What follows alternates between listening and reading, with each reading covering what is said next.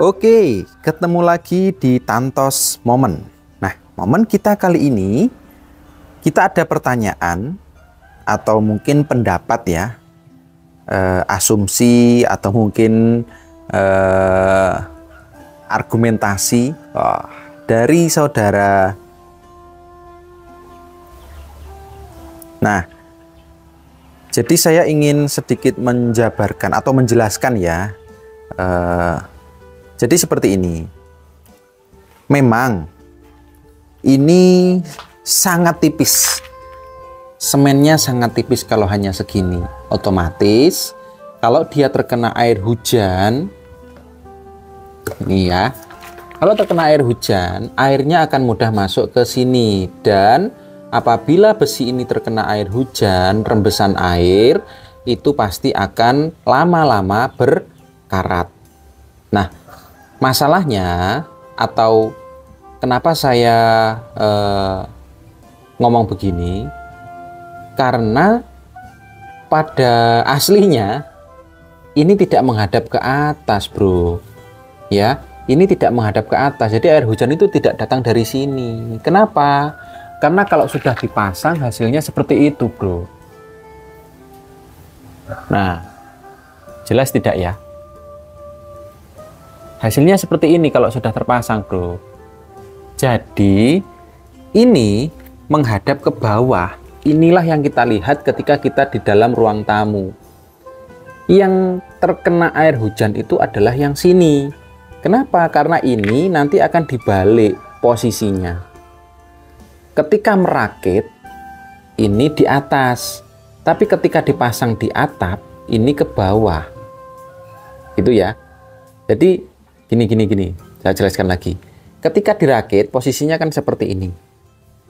Tapi nanti ketika di atas, sudah dipasang di atap atau di lantai 2, posisinya dia akan begini. Seperti itu. Nah, itu kok bolong-bolong sinar matahari bisa masuk? Tenang, itu belum dikasih semen, belum dicor. Apa ya? Kalau cor kan itu kan pakai batu ya, tapi itu nanti cuman semen sama pasir saja. Ya, semen sama pasir saja, itu belum diapa-apain, itu atasnya cuma ditata dulu. Jadi seperti itu. Yang terkena air hujan bukan ini, tapi yang bawah sini, karena posisinya nanti akan dibalik. Saya kasih lihat yang bagian sudah terpasang biar tidak salah asumsi. Jadi seperti ini ya. Nanti hasil akhirnya, nah ini yang terkena air hujan yang atas. Ini semen pasir, guys. Ini semen pasir. Ya. Ini loh. Nanti pemasangannya. Nah, jadi untuk ketika dipasang di atap, yang saya kasih lihat tadi yang ini, posisinya kan dibalik. Yang bagian atas itu yang ini. Nah, ini nanti masih dikasih adukan semen pasir. Di celah-celahnya ini dikasih adukan sampai sana. Ya, sampai penuh. Terus di atasnya ini, jadi ini luberan, bukan luberan, ngisi yang celah-celahnya ini, ngisi semen pasir di sini, itu sampai ketinggiannya minimal 3 cm.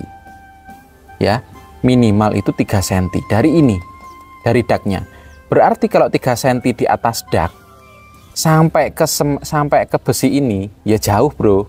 Apalagi ini masih masuk ke sini. Dan di sini, ini kan cor-coran ya nanti. Ini adalah rangkaian besi.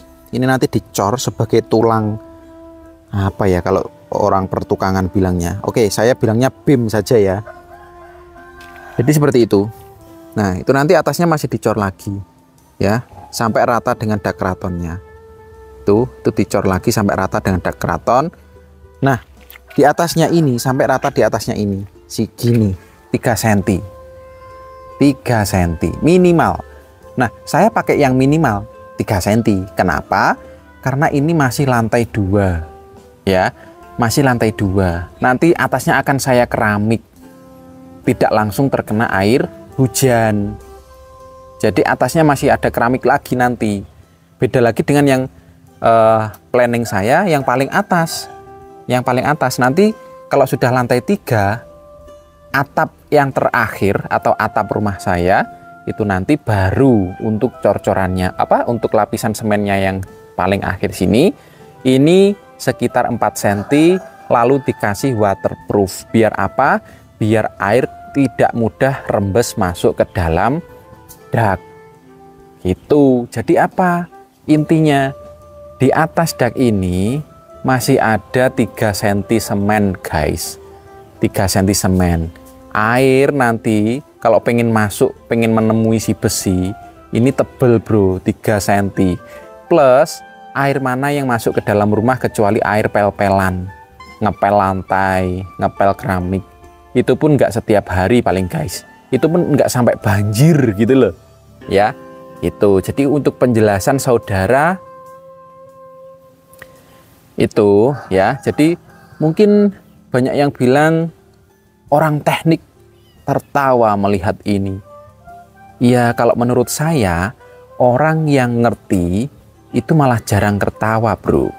Orang yang mengerti akan diam, mengamati, dan mengevaluasi, mungkin disampaikan dengan cara yang bagus. Itu pendapat saya. Jadi orang yang ngerti itu karena dia yang ngerti, dia orang yang tahu, dia akan menyampaikan mungkin dengan bahasa yang berbeda dan mungkin tidak tertawa. Karena apa? Karena dia ngerti apa kekurangan kelebihannya, dia sampaikan baik-baik. Itu orang yang ngerti bro. Orang teknik yang ngerti itu malah nggak akan tertawa melihat ini. Karena dia tahu apa kekurangan dan kelebihan pakai dak keraton. Gitu ya. Gitu ya. Kamu tahu nggak? Kuku. Wah, dia aja nggak ketawa. Jadi seperti itu ya teman-teman ya. Jadi seperti ini progres dari pemasangan dak keraton. Jadi ini ada, kalau saya bilangnya ini tulangan, cor tulang, cor beam atau apalah, silahkan komentar ya kalau kalian tukang yang profesional yang tahu namanya ini apa. Saya belum tahu. Saya mau tanya Pak tukang di rumah, agak malu karena sering-sering tanya juga nggak bagus. Oke, jadi gitu. Ini si dak keratonnya ini numpang ya. Ini numpang di atasnya cor ini. Cor ini sekitar berapa ya kalau segini ya? Sekitar 15 sampai hampir 20 cm yang ini. 15 sampai 20. Ini ditumpangi oleh, bukan kucing, minggir kamu. Ditumpangi oleh dak keraton ini yang sekitar 10 cm. Nanti di atasnya dikasih lagi semen 3 cm. Jadi ini tinggi nanti. Ini nanti sampai segini. Nah, yang sudah jadi aja ya saya kasih tahu ya. Ini yang sudah jadi. Nih saya kasih tandon nih. Tandon berapa liter ya ini ya? 750 mungkin ya. Bentar. Semoga kelihatan angkanya. Oh, nggak kelihatan. Lumayan gede lah. Apa 500 mili nggak tahu saya. Ini nggak sampai 1000 kok. Ini kecil. Kecil, sekitar 500 atau 750 liter kok mili. Liter. Nah, ini yang sudah jadi. Nih, tangan saya sekitar 23 sampai 24 cm. Nih. Berarti ini sekitar 30 cm. Tulangannya, beamnya. Segini. Ini untuk cornya saja. Yang segini untuk dak keratonnya. Ya. Ini hasil dari bawah. Tuh. Loh kok beda ya? Beda motifnya dengan yang dipasang di sana. Ini sama-sama dak keraton, tapi beda versi. Maksud saya, dak keraton ini juga punya evolusi. Jadi yang ini malah versi kedua. Tapi malah saya pasang pertama kali. Yang itu versi 1, kata penjualnya. Jadi saya dulu beli itu malah yang ini, versi 2. Setelah saya pasang di sini, karena Pak tukangnya itu ganti, Pak tukang saya itu ganti, jadi beliau menyarankan, penjualnya menyarankan untuk pakai versi 1 saja, tukang-tukang yang belum begitu mahir atau belum pernah memasang dak keraton, kalau dihadapkan dengan dak keraton versi 1, dia akan mudah paham. Makanya saya ambil yang versi 1. Ini yang versi 1. Ini yang versi 2, guys. Nah, ini yang versi 2. Nih, saya ambilkan ya. Ini yang versi 2. Ini yang versi 1. Nah, kalian tahu bedanya apa? Versi 2 ini besinya di samping semua. Posisinya nanti kalau di atas seperti ini ya. Posisinya ini kalau di atas juga seperti ini. Kalau di bawah dia seperti ini. Besinya di situ. Nah, bentarku, kamu minggirku. Nah, jadi itu. Ini versi 1, ini versi 2. Dak keraton. Nah, versi 1, versi 2 ini yang saya pasang 2 tahun yang lalu, jadinya seperti ini. Itu ini yang versi 1 saya pasang sekarang tuh, yang di sana. Nah, jadi untuk tukang-tukang yang baru memakai dak keraton yang ini gampang paham. Kalau yang ini itu merangkainya agak sulit sedikit ya. Tapi sebenarnya kalau sudah sekali pernah pasang itu cepat juga, sama aja sih sebenarnya. Cuman lebih mudah yang ini, gitu kata penjualnya. Dan saya pun mengalami, oh iya ya, masang ini sepertinya kok memang beda caranya. Kalau ini lebih mudah dipahami cara pemasangannya. Silahkan cek di video saya sebelumnya ya. Biar mungkin bagi yang tertarik, karena saya tidak jualan juga sih. Bagi yang tertarik saja, karena saya tidak jualan dak keraton, saya juga tidak menyarankan kalian untuk memakai ini, karena saya pengennya unik. Unik itu sedikit yang memakai. Di desa saya itu masih ada saya saja yang memasang dak keraton.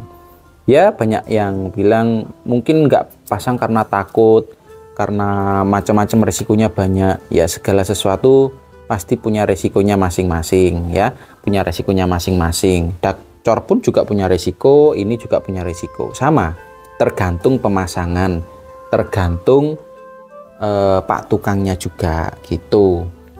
Nah, demikian ya penjelasan saya tentang dak keraton besinya mudah berkarat atau tidak. Ini pendapat saya dan penjelasan saya. Semoga apa ya, bermanfaat untuk orang-orang yang mungkin tertarik, karena saya juga tidak menyarankan, karena saya tidak ingin banyak orang yang pakai juga. Uniknya hilang nanti kalau banyak yang pakai. Seperti genteng itu mungkin kalau 1-2 orang yang pakai genteng di rumah mereka, itu mereka mungkin merasa wah ini punya saya unik, ini belum banyak yang pakai. Tapi kalau udah banyak yang pakai ginian kan juga uniknya hilang nanti, estetiknya hilang, karena saya pengennya tidak ada plafon lagi di situ selain dia. Selain dak keraton ini tidak ada plafon lagi. Itu sih pengen saya. Ya, demikian ya. Terima kasih menyempatkan menonton video ini. Semoga membantu yang tertarik dengan dak keraton.